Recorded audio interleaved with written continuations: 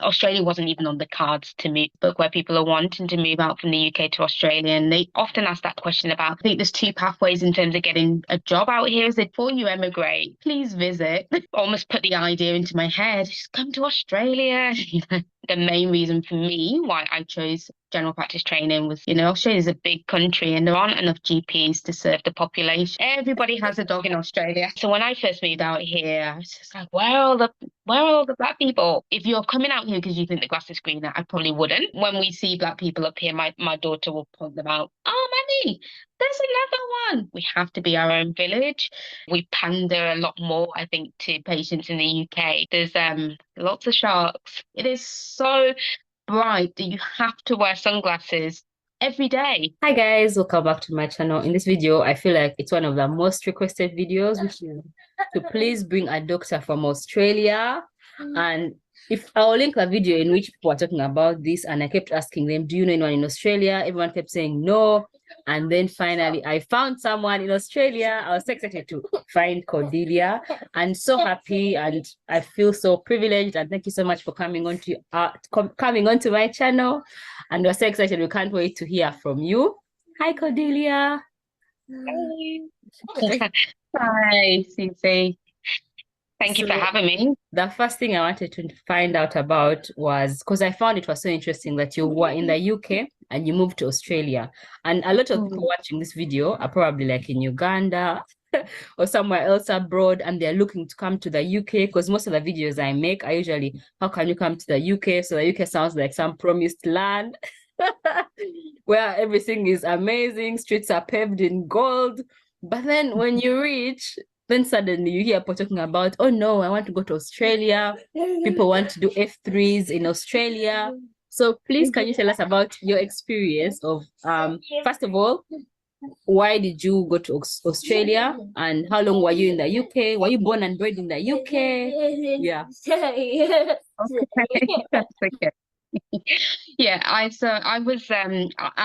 was born in the UK. I'm a British born African. My parents are from Sierra Leone, but I was born there in a city called Leeds up in Yorkshire. And I did my medical training in England. I went to medical school at Leicester, and then moved back to Leeds to do my foundation years. And I did my GP training in the Humber, Northumbria, I think it was, Humber and somewhere else region. This is what happens when you leave your home country. You forget the names of all the cities and the towns. It's like to say you didn't spend the majority of your life there. But so yeah, I spent obviously 30 years of my life there, and I did my GP training. I qualified. I fellowed as a GP in 2012. And I moved to Australia in 2000, at the end of 2018, with my husband and my daughter, who was 3 at the time. Why did you choose GP training to begin with? Yeah, GP training. Uh, well, the first thing I would say is it really is a privilege to be a GP. It definitely was the right choice for me as I was going through my um training, my rotations, and in my foundation years. I really enjoyed most of the specialty trainings rotations that I did. I did surgery and medicine, geriatrics, obstetrics, gynecology, um, to name a few. And I enjoyed each and every one of them. But I think for me, the thing that I enjoyed most of all was that patient interaction. And the thing that was lacking for me was that continuity of care. So general practice seemed like the obvious choice where I could get a bit of everything. I'm just a greedy person. I liked all the specialties, and you get that variety in general practice. That was the main reason for me why I chose general practice training, was just the variety of medicine and surgery, and the patient interaction that I really enjoy and thrive off. Um, that said, being on the other side, having been a GP for the last 10 years, it's a great specialty in terms of flexibility. When you have a family, um, and the hours that you work, you can, wrap around your family life too. So that's an added bonus also. But yeah, like I said, it was just that I just love I love the variety of medicine in general practice. That's the main thing for me. First of all, how have you been a GP for 10 years? Can't believe it. Like you look like you could be like an F1 event. How amazing is black You skin? doing that thing that old people do with black women, isn't it? Like, you know, look old enough. How old are you? When am Yeah. I gonna see? I'm gonna see the doctor. You just need to, Yes. Yes. and that goes in our favour, doesn't it? Like, we've got good genes. We've got the black don't crack. So Yeah. Melanin magic. I yeah, love it. that's right. That's right. Yeah, I'm 40 years old. 40. So I qualified, Wow. and I did an outer program experience whilst I was on the VTS scheme in England. I think they still offer that, where you can take a year out to, well, like work in a different specialty or travel or do whatever you really want to do. It just needs to be something that's enriching in terms of your progression through general practice training. So I traveled for a year. So my training was 4 years in total. And yeah, I qualified in 2012. So yeah, it is. I know sometimes when I look back and I think, oh gosh, I've got 10 years under my belt. I still feel very fresh in a lot of ways. Yeah, that's it. A Wow. decade.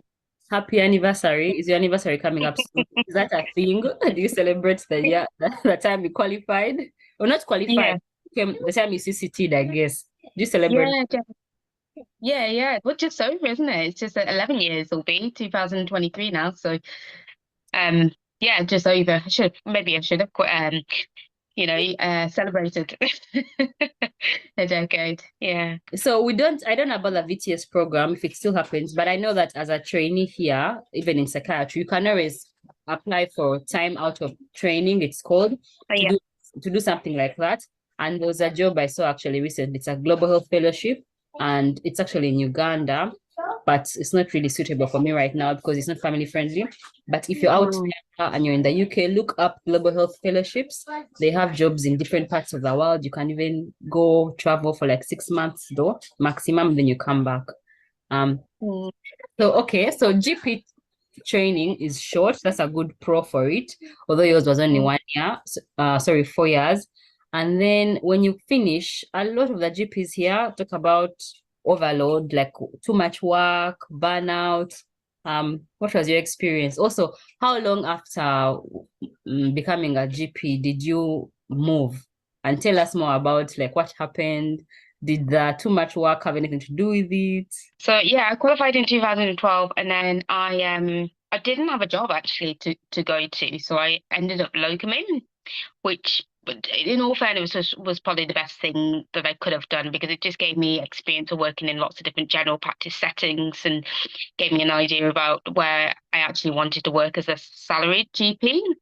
I ended up salarying at a GP practice that I was doing some regular locums in a area which with a lower socioeconomic community. Very, very busy practice, sorry, but a supportive practice. Really got on with the GP partners there, who were, were always looking out for each other and for me. So great team working at that particular practice. And I was working mainly about 3 days a week, actually, from the start. So this is prior to me having my daughter, who's now 8. So I was, I'd met my husband, but we weren't married. We were just dating. And so I suppose I was quite free. I had time to work more, but I only did 3 days a week, because I think a lot of GPs tend to do a maximum of 3 to 4 days a week, because of the risk of burnout. It was very, very rare for me to meet anyone, male or female, working 5 days in general practice, even back then in 2012. But I think it's, from what I'm hearing, I think it's even rarer now. General practice is busy. Yeah, it is. It's really busy. It's busy in England, that is. So I was doing 3 days a week, but I'd start my day at 7 a.m. and I'd not get home until sort of 7 p.m. to 8 p.m. And then, you know, when I had my daughter, I wasn't getting home to put her to bed. So very, very long days. And the number of patient contacts that you have a day is just phenomenal when I think about it now compared to what it's like out here. You know, and on an on-call day, I might have had maybe even 100 patient contacts. So, you know, full surgery in the morning, full surgery in the afternoon, maybe 6 or 7 home visits, and just lots of paperwork, lots of results, lots of telephone calls in between. So just very, very full on. Yeah, I mean, obviously that's a recipe for burnout, especially as a newly fellowed GP. And Australia, I had heard, was very different from that point of view, that you saw less patients, you had more autonomy, more flexibility. Actually, somebody I trained with, so when I was on the VTS scheme, actually, she was my supervisor. So she just qualified the year before, and she moved out to Australia. And then when I qualified, we touched base again. We kept in contact, and she was the one who sort of almost put the idea into my head, just come to Australia. You know, this is a beautiful place to live, and you know, you'll be really wealthy from a sort of quality of life point of view, and you know, I can show you the ropes, and why not consider it? So we did. And my husband is he's an Australian citizen by descent, so his mother was born in Australia. So we had a few reasons why Australia would be on the cards. I've also been somebody who's enjoyed traveling, and you know, and I've always got itchy feet. I think I still do, even after sort of nearly 5 years of being in Australia and having a child and being pretty settled. I still have itchy feet, so we thought, why not? We heard that the quality of life was better out here, so we thought we'd give it a try. That Yeah, definitely makes a lot of sense. Had you yeah. ever been to Australia to visit before you started having these conversations? Yeah, funny enough, I had been once, but only for 10 days in total. So when I did my outer program experience that I mentioned before, I volunteered in South America, sorry. I volunteered in South America for 3 months, and then traveled for 3 months. And then I went over to New Zealand and worked in the emergency department in a place called Tauranga for 6 months. And whilst I was out there, I did hop over to Australia for 10 days to meet up with some people I'd met on my travels. And I came to Sydney for 5 days and Melbourne for 5. So yeah, a lot of people ask me that question because, and you know, the obvious thing would be, before you emigrate or relocate to a country, please visit. You know, please visit and get a feel for whether this is somewhere you can see yourself living. I went there on a holiday and had fun. And back then, Australia wasn't even on the cards to move to. So I really feel like we moved out here sort of blind in a sense. We had some recommendations. Like I said, there was a friend of mine who had moved over as a GP, and she gave us a lot of pointers. But we didn't know what it was going to be like to live out here before coming. No, I think because for me, when I moved to the UK, I kind of had never visited. I just landed, which is why I had a huge culture shock. Yeah, I was in tears. 100%. Yeah. And I think for most international medical graduates from abroad, I think we have a good opportunity to come and visit because we have to do one of the exams here. So when you come, then you have an idea of what it's like, although usually by then you've kind of committed yourself. So it's up to us who are out here to tell you what it's like. Anyway, so then you move, and then by the time you moved, you had your daughter because you've been there for 5 years and she's 8. So meaning she was 3 years old. What was the transition like? First of all, in terms of paperwork, you already had someone who could connect you. What about if someone is out there and they're looking and they would like to do the same move? What would be your advice for where can they go to look for more information? Yeah, well, actually, just coming back to the story of how we came out here, we initially wanted to move. I'm just trying to do my math now. It was about 2014, 2013, well, 2014, and we made a decision that we were going to move. And I sold my house, and I had a job. I signed a contract for a job. I went through an agency. and got a contract for a job. My husband didn't have a job, I think, but he sorted out his visa, and I was about to sort out my visa, and then we found out I was pregnant with my daughter, so we actually rescinded our everything and decided to stay on in the UK and have our daughter there. Um, but again, with these itchy feet, I think the thoughts of moving kept on seeping in, and then obviously we transitioned and made a move 3 years later, when Eva was 3 years old. Um, what I would say, I just wanted to talk a little bit about how I think there's two pathways in terms of getting a job out here as a GP specifically, because you can go through an agency, a recruitment agency, or you can get a job directly with the surgery. And I do see, like I follow a couple of groups on Facebook where people are wanting to move out from the UK to Australia, and they often ask that question about, can you link us up with a good recruitment agency? And but what I would say is, maybe think about seeking the job out yourself. GPs are a real commodity out here. So, Australia is a big country and there aren't enough GPs to serve the population. So practices are desperate. Whereas recruitment agents, I mean, they will work in your favor.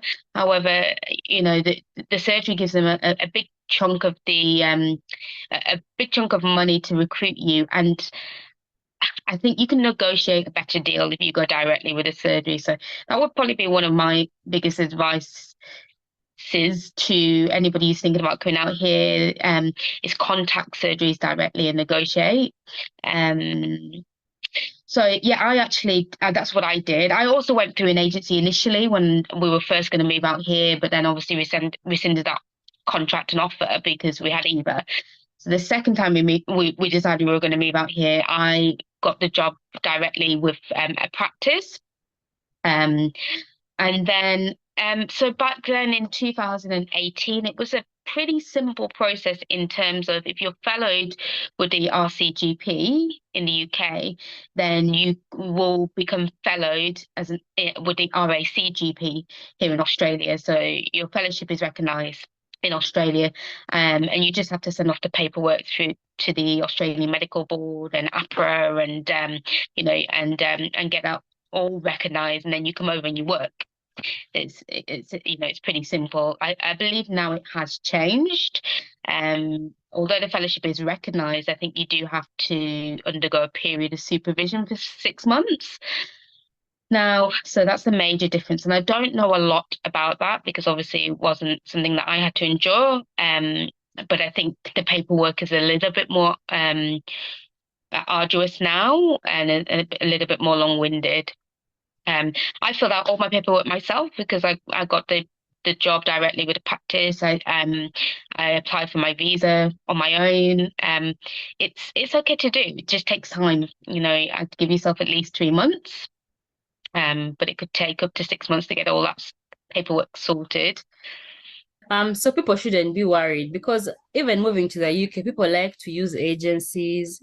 People like to even apply for visas. They want to use agencies, but actually do not be afraid.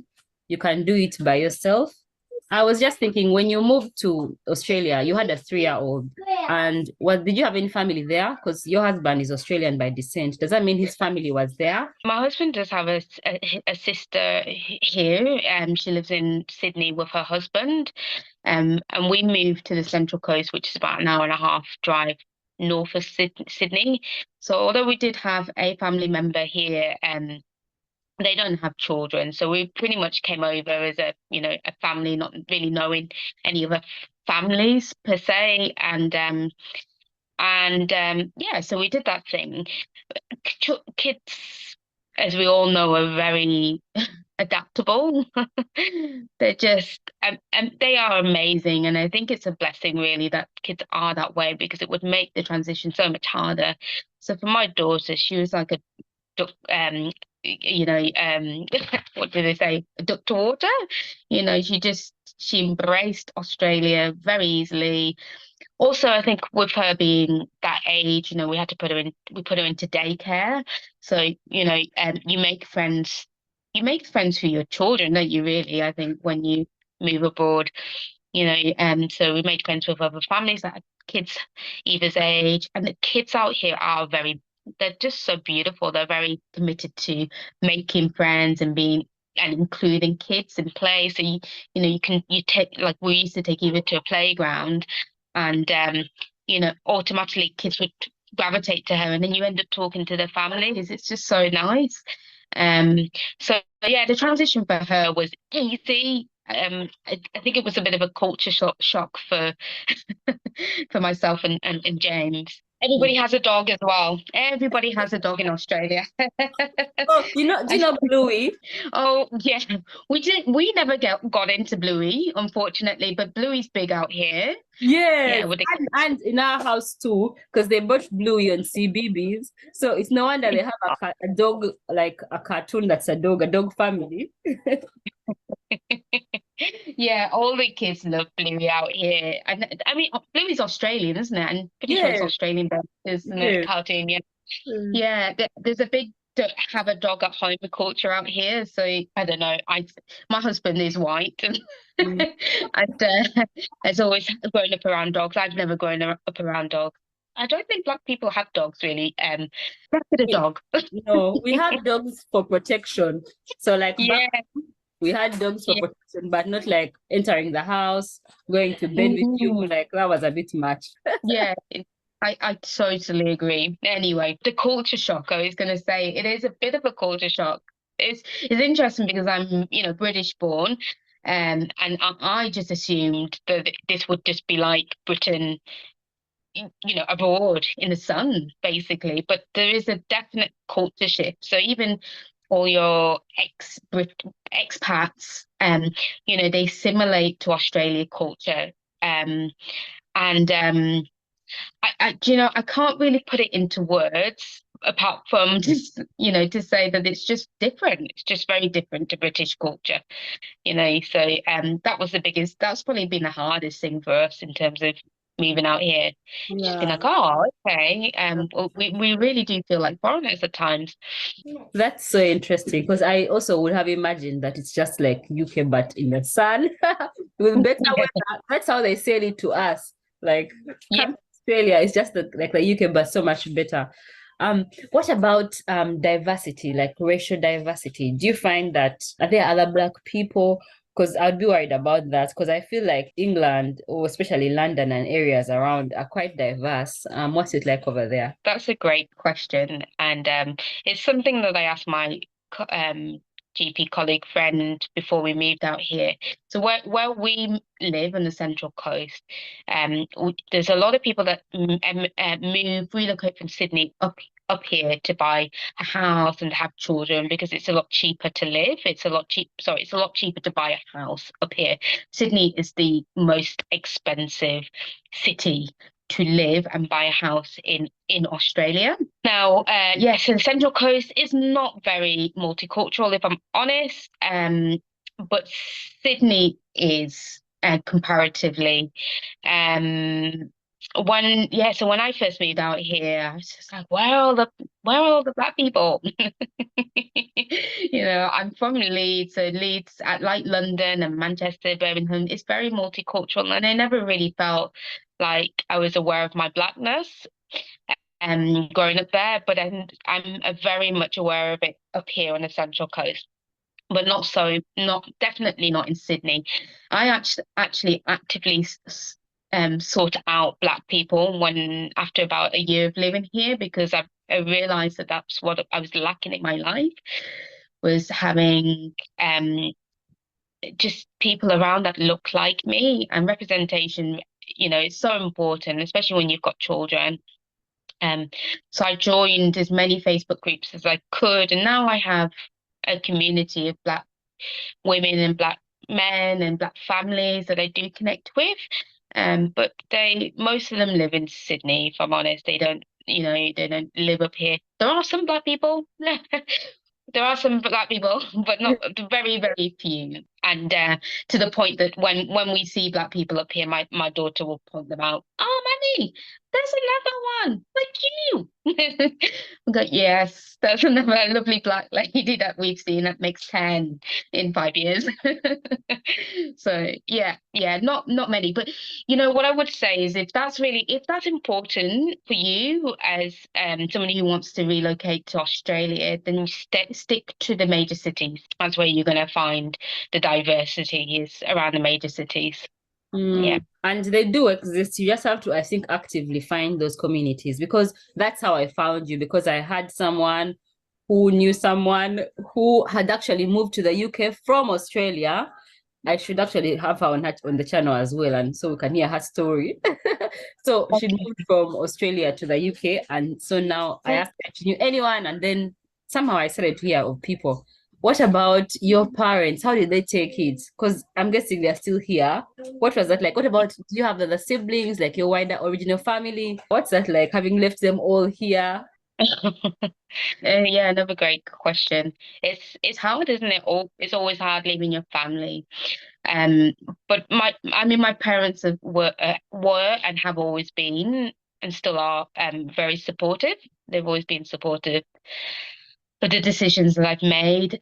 So they were happy for us that we were going on an adventure to have a better quality of life. I think, as parents, they just want what's best for their children, and the same goes for my parents. But I do miss them. I must say, I miss them dearly. I have a sister who's back in the UK.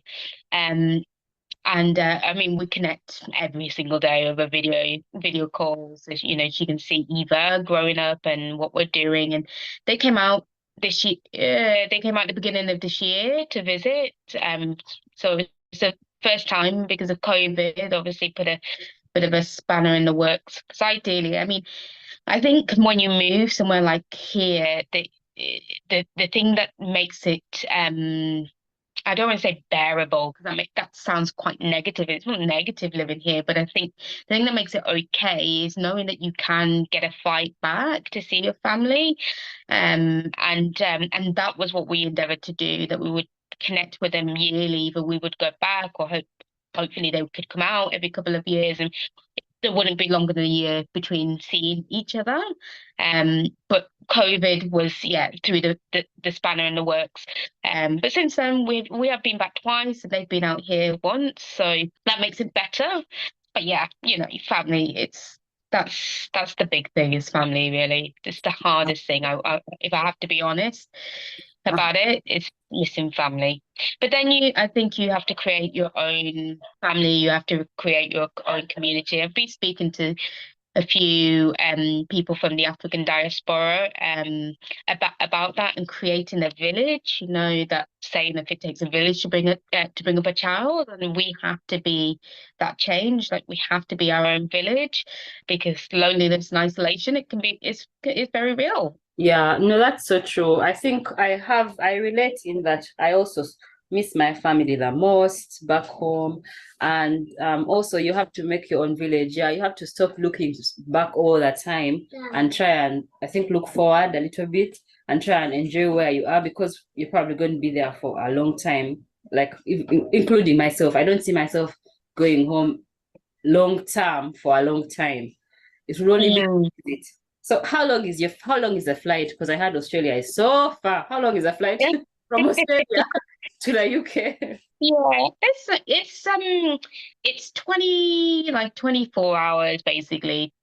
24, I think you can do it in 23 to Sydney. So, where are we now? Eastern Australia, aren't we? Eastern Australia, Sydney, you can do 23 and a half is the quickest up to like 26 hours, and that's with one stop, usually in Dubai or somewhere around there. So I think it's about 9 hours to Dubai, and then it's very doable. It's very bearable. I think. The flight really doesn't bother me per se, especially because it's kind of split in half with that one stop. I think there is a direct flight you can get now, and although I've never taken that, I mean, although it's a direct flight, I think it would be hard if you were on a plane for 23 hours non-stop, and having it split up halfway. Yeah, we've always done the one stop, like the 2 to 3 hours in Dubai, and then transition the rest. Yeah, definitely. No, it's the same way. The flight to Uganda is quite long. It's to Dubai first, and then from Dubai, it's like 7 hours to Uganda. And every time people ask me, they're like, "That's a long flight." I'm like, "It's okay for me because I'm going home." I don't have a problem with that. Sorry, I'm serving kids in the meantime. I'm also vlogging today, so if you want the vlog of what happened this day, make sure you watch it. I'll link it below. The next question is about the pros. You touched a bit on it, but what would you say are the pros of working as a doctor in Australia compared to the UK? Pros for general practice would be that you've got a lot more autonomy out here. So, for example, I remember in the UK, you couldn't order certain scans, like MRI scans, say, for example, on a patient with headaches or back pain. It had to be ordered by a specialist, whereas out here, you've got a lot more autonomy around those sorts of things. Also, things like pathology comes back within a day, can come back within a few hours. So you can see a patient in the morning, do some workup, and then and give them the results by the afternoon if you want, which is just in terms of patient satisfaction and job satisfaction. It's really nice to be able to do that, to follow patients up quite quickly.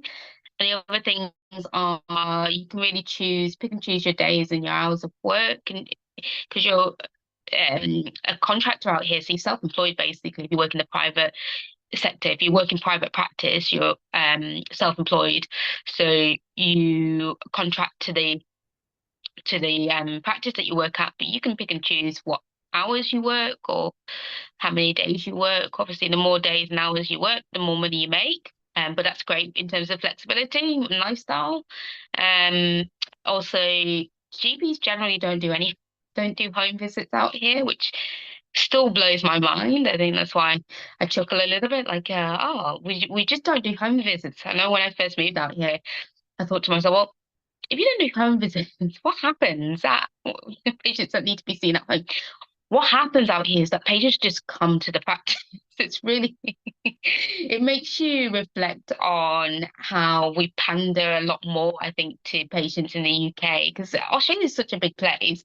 Like for somebody to travel an hour to see their GP is no big shakes, and they will do that up until their dying day because GPs don't go to their home, so they have to.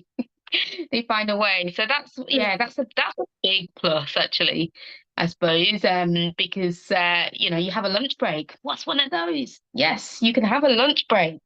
You wanted, you could go and walk on the beach or just bask in the sun or whatever it is that you might want to do, because there isn't a lot of paperwork as well compared to the UK. So you do have a lot more time, and it makes general practice much less stressful and more enjoyable. I do enjoy general practice out here.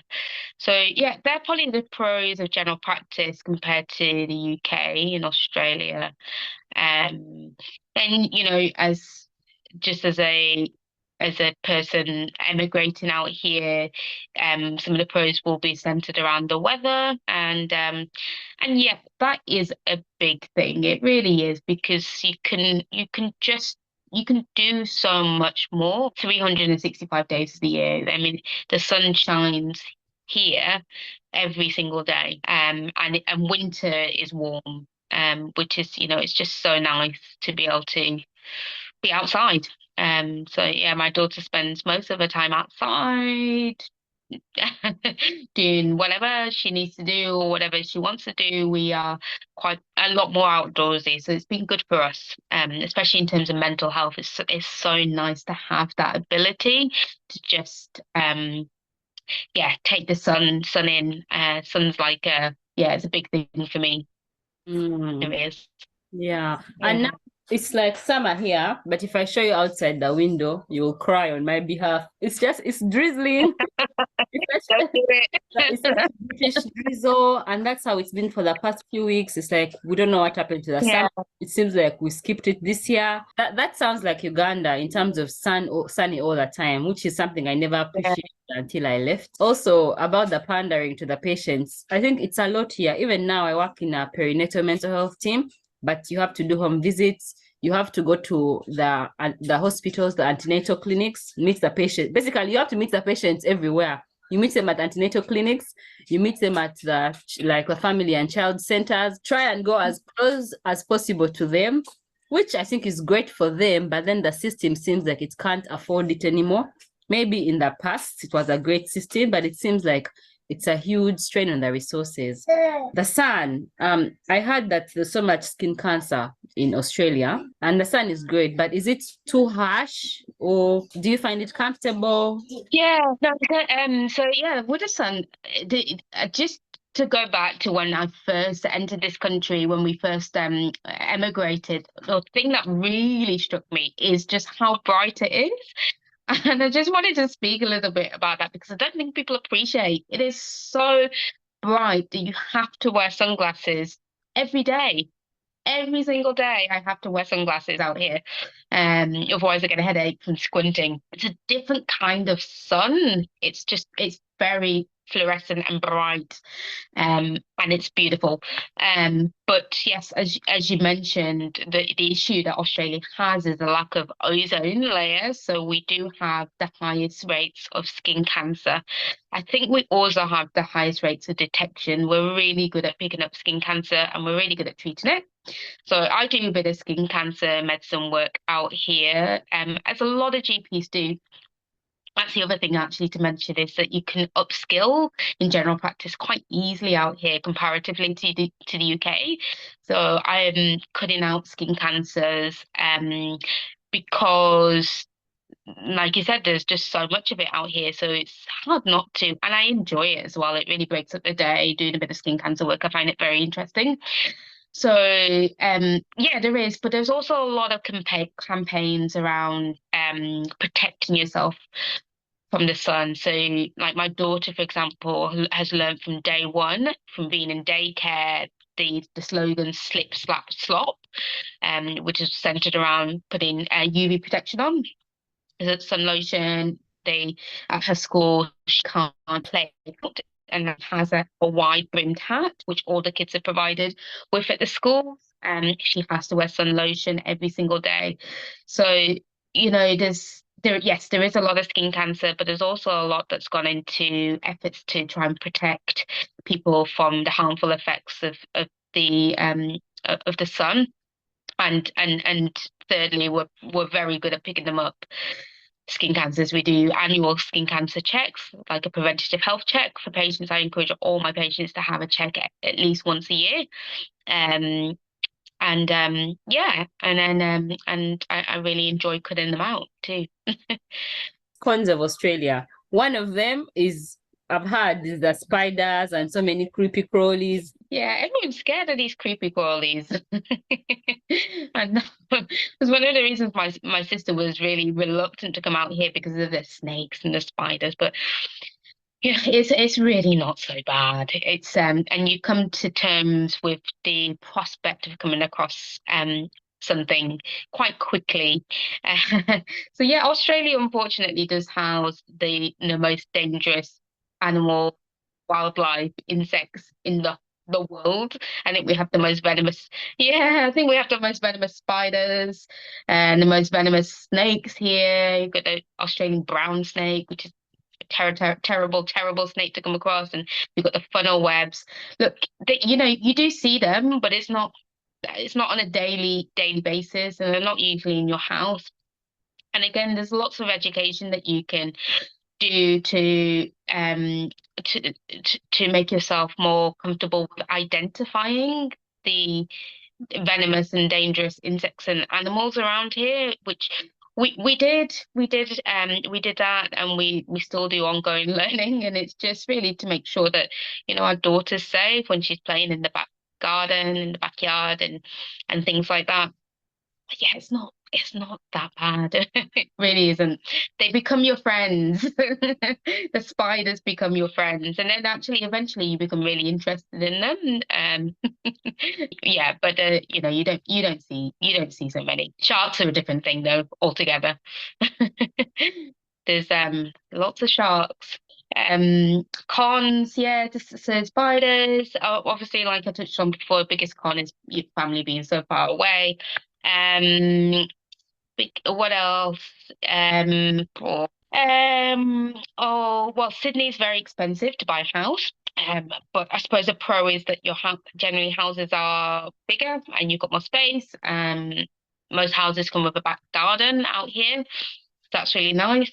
There aren't, I mean, there aren't so many, there aren't really any cons. There aren't many cons. For me, the biggest con is just not having my family and my community around me. And I think if I had that, it all be pros, pretty much pro. That's so encouraging. I'm glad that you're enjoying it. I love that idea of bigger houses. They are so much tinier here, the houses. Yeah, it's funny. I've been speaking of Australians here and showing them pictures of the houses that we previously lived in, and they're like, "Oh, that's such a cute little house, so tiny." Oh, it's like no, that's a standard size house in England. But yeah, land. Obviously, there's a lot of land in Australia, so they have the space to build outwards. So most people have a spacious house here, which again adds to the benefits of quality of life. I was actually just thinking what one of the only other cons that I can think of from a general practice point of view is probably getting your head around Medicare, the Medicare system, which still troubles me to this day. So Medicare is a bit like the NHS, so it's government funded health. We render our services to Medicare. They pay us a certain amount of money for giving a health service to the patient. But Medicare, unfortunately, does not cover the cost of seeing that patient or the cost of running a practice and all the other fees that you have to pay for. So most GPs charge what's called a gap. So they'll charge a private fee. So Medicare pays a little bit towards, say, a consultation, and then the patient pays the rest, the gap. So that sort of privatized health system, I think it's a challenge to get your head around coming from the NHS, where you're just so used to healthcare being free at the point of access. And Medicare is purposely complicated, I think. It's a lot more complicated than it needs to be at times. So that's probably one of the biggest cons also. So Medicare is like the NHS, but you can also have private health insurance on top. And actually, as somebody who relocates from the UK to Australia, you're meant to have health insurance as part of your visa. The health insurance might, depending on your level of cover, they might cover part of the fee towards seeing, say, a specialist or going into hospital.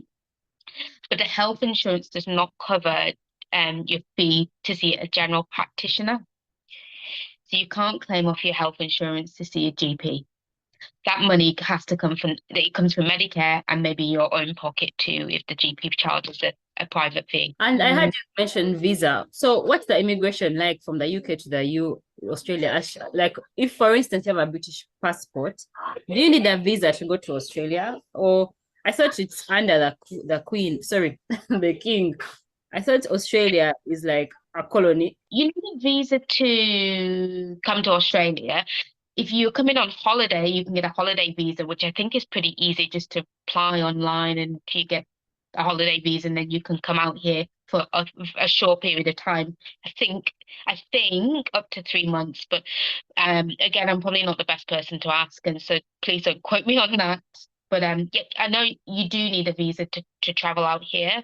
And if you're obviously emigrating out here to live, you definitely need a visa. So you can need a visa to work out here. So you can get a working visa. I actually came on a working visa, but transitioned over quite quickly to a partner visa because my husband is an Australian citizen by descent. But yeah, I think a lot of UK doctors come out on a work sponsored visa and then apply for permanent residency after a couple of years. What would you advise yourself maybe 10 years ago or 5 years ago when you were just starting the process? Is there something that you wish you knew? I've had to give quite a bit of advice over the years of being out here to people who are thinking about coming out. I think the first thing I would say is to really think about what it is that you're wanting to obtain by relocating, because we all think at some point in our lives that the grass is greener, and at the end of the day, you can make your own grass green wherever you are. So if you're coming out here because you think the grass is greener, I probably wouldn't. um think about the reasons why. Quality of life is probably better out here from a point of view of bringing up children and buying a house and having more time for your family and more time for play. I think I feel like I work hard out here, but I also have more opportunity to, enjoy life and to travel and to holiday and those sorts of things. I have more disposable income, so those things are great. Um, so yeah, that would be the first thing, is just to really sit down and consider what it is that you're trying to obtain by moving, because it's a big thing. The second thing would be probably to have a contact. If you've got a contact, speak to as many people as you can.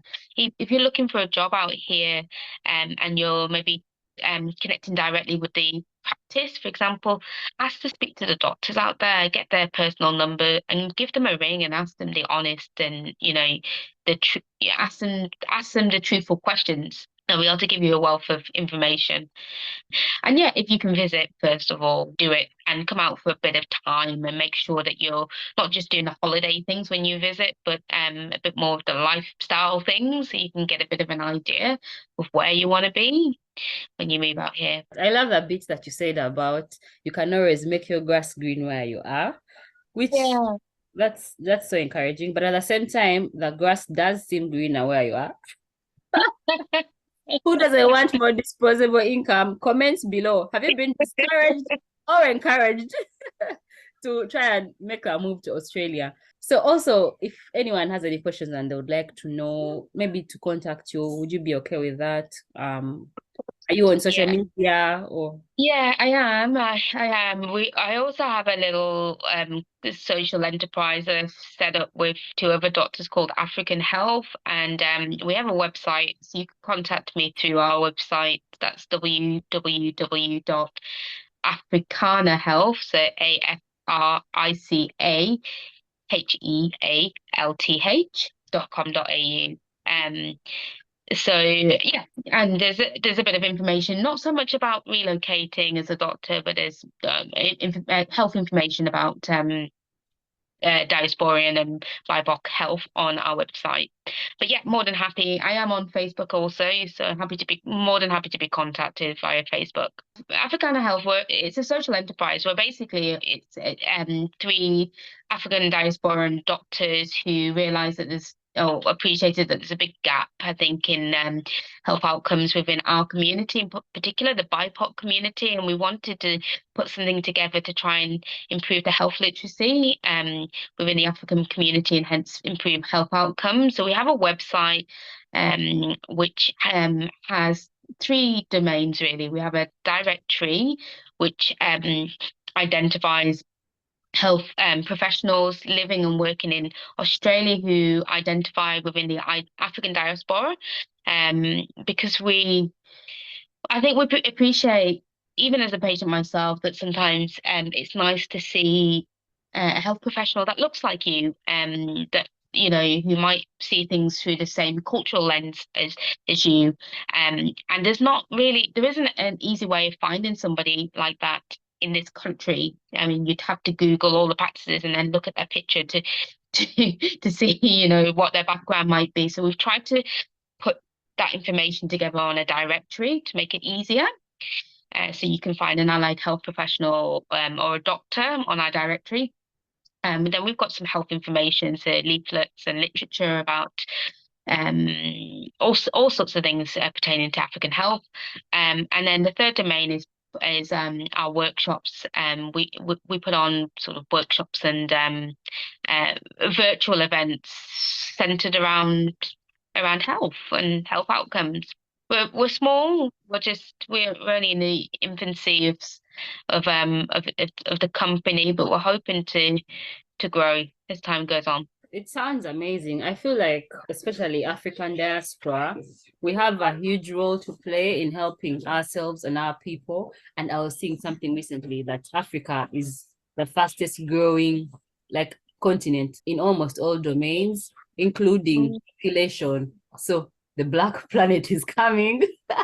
So I think very soon there won't be a lot of, it won't be as difficult because we're out there. It's just that people are not, I think we just need to find each other. That's all. But we're out here. Yeah, that's right. Yeah, definitely is connecting with each other, and so you could do that through our website too. So we're trying to, and we're growing from that point of view. We're always on the search for um people to connect with, and I think mentorship also, that's another facet of what we would like to do, is provide a mentorship for each other as well, that support as African doctors or African health professionals living out here as immigrants, really, in Australia. We'd like to provide that sort of support, mentorship, and support for each other too.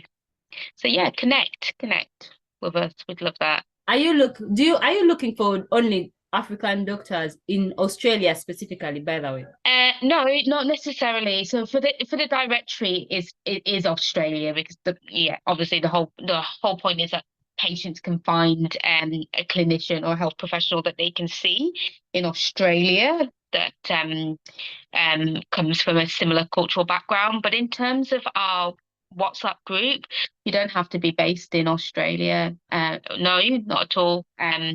We're just trying to provide, we're just trying to maintain a community, like you mentioned before, a community of, African diaspora or BIPOC health professionals, and we have lots and lots of chats about all sorts of things. So yeah, it doesn't matter whether you're living in Australia or not for that. Okay, so it sounds like I need to be signing up. So I'll be I'll be joining the group after that call. So yeah, thank you so much for coming. I think that is all from me. If you have any questions for Cordelia, please leave them in the comments below. I'll go and I'll ask her and I'll come and answer you. And also you can connect with her via her socials, which I'll put on the screen here. And yeah, thank you.